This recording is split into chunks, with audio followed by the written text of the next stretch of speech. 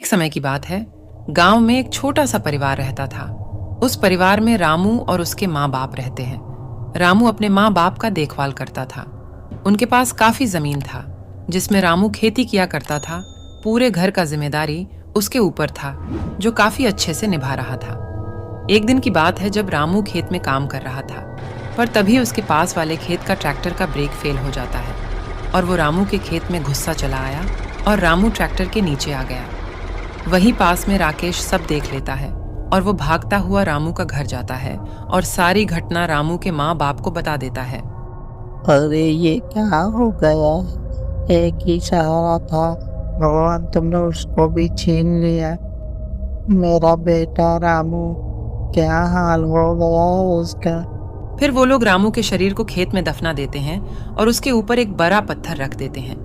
कुछ दिनों के बाद गांव के सेठ का एक आदमी रामू के घर में आता है। अब तुम्हारा बेटा नहीं रहा, तो जो कर्जा लिया था रामू ने, वो कर्जा कौन देगा? हाँ, जल्दी से मेरा कर्जा दे दो। अरे भाई, रामू तो नहीं रहा, वो इकलौता सहारा था कमाने खाने का। अब रामू नहीं रहा तो मैं तुम्हें कर्जा कैसे दूंगा? मैं ये सब नहीं सुनूंगा। मैं तुम्हें 1 महीने का मोहलत एक देता कहकर वो हूँ। आदमी वहां से चला जाता है। फिर रामू के पिताजी कुछ सोचने लगते हैं। वो अगले दिन खेत में काम करने के लिए आते हैं। ज्यादा उम्र होने के कारण वो थक जाते हैं और उसी पत्थर के सामने बैठ जाते हैं जहां रामू को दफनाया जाता है और फिर सोचने लगते हैं, इस उम्र में मुझसे काम नहीं होता है, क्या करूँ? मैं थक जाता हूँ। मैं कर्जा कैसे चुकाऊंगा? मेरा बेटा रामू होता तो वो सारा कर्जा उतार देता और मुझे किसी का जरूरत भी न पड़ता। बेटा रामू। फिर वो वापस घर चले जाते हैं। उनके जाते ही राक्षस आ जाता है और वो बोलता है, अब इस खेत का सारा काम मैं करूंगा। खेत जोतने से लेके फसल काटने तक का सब काम मैं ही करूंगा। इतना बोल के रामू वहां से चला जाता है और कुदाल लेके जमीन की जुताई करने लगता है और पूरी रात काम करके पूरा खेत का जुताई कर देता है।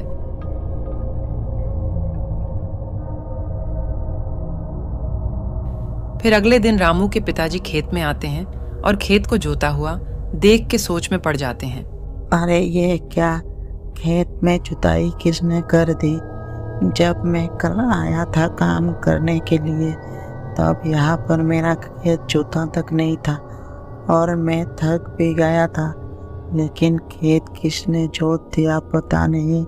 कौन भला आदमी है जो खेत की जुताई करके चला गया?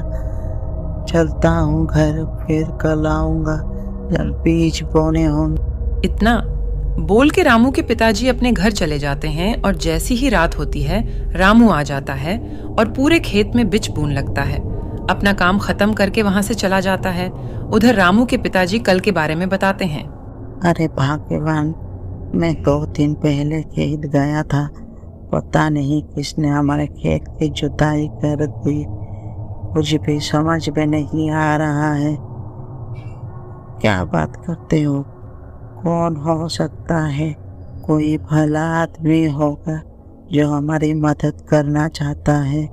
चलो खेत में चलते हैं।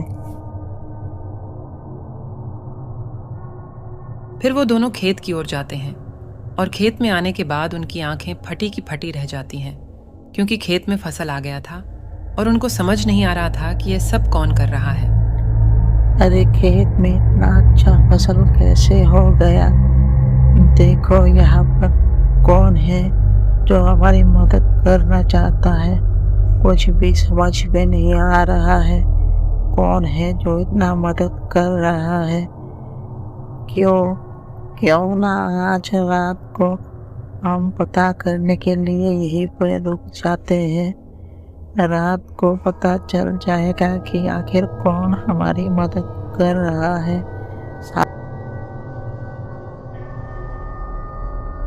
फिर वो लोग रात को पेड़ के पीछे छुपकर इंतजार करने लगता है और जैसी रात को 12 बजता है, एक राक्षस वहां पे आ जाता है और खेत में काम करने लगता है। अरे ये तो एक राक्षस है जो हमारे खेत जोत रहा है, हमारी मदद कर रहा है। खेत का सारा काम हो गया, फसल भी अच्छा हुआ है। अभी इसको बेच के मेरे माँ बाप का सारा कर्जा उतर जाएगा। अरे ये तो रामू है, मेरा बेटा मरने के बाद भी हमारा मदद कर रहा है।